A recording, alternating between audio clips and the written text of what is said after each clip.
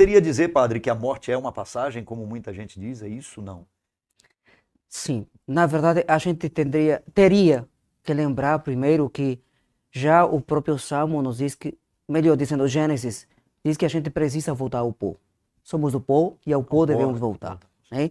Tanto é que quarta-feira de cinza, a gente colocado a cinza na nossa testa, na nossa cabeça, com o intuito de nos lembrar isso. Ou seja, do pó vieste e ao pó voltarás.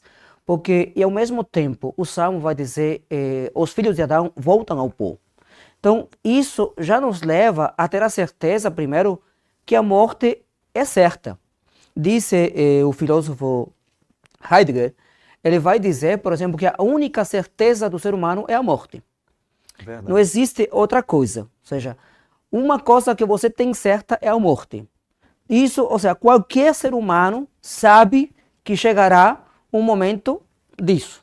Verdade. Não posso impedir, e aí eu posso dizer, a Sagrada Escritura nos ensina que o primeiro dia da morte, o primeiro dia da nossa vida está antes, porém o último também já foi determinado. Então, não temos como fugir dela. Ou seja, mesmo que a gente deseje, mesmo que a gente anseie encontrar o como fugir da morte, a gente não teria como. Porque a morte torna-se, eu sempre digo, natural, enquanto faz parte do ser humano. A morte não veio como consequência do pecado. Há alguns que vão dizer, mas São Paulo nos fala da morte, porém, São Paulo vai nos falar da segunda morte, como condenação, que é muito diferente. São Paulo não se refere à segunda morte enquanto física. A primeira morte nos atinge a todos. Agora, a segunda morte, que seria a condenação, somente aqueles que rejeitam a graça de Deus. Não haveria como. E ao mesmo tempo, também o Salmo 48 vai dizer que não haveria dinheiro no mundo que pudesse pagar um resgate para evitar morrer. Ou seja, não há.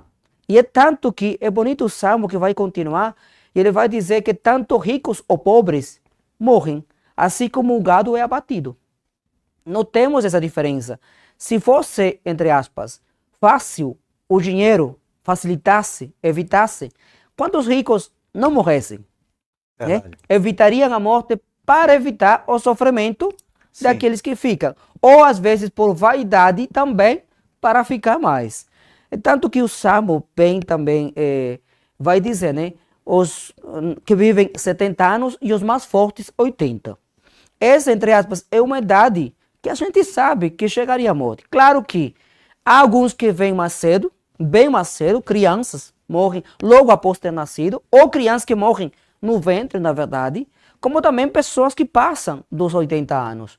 No entanto, o tempo, seja ele qual for, pequeno ou curto, ou maior, sempre será vida.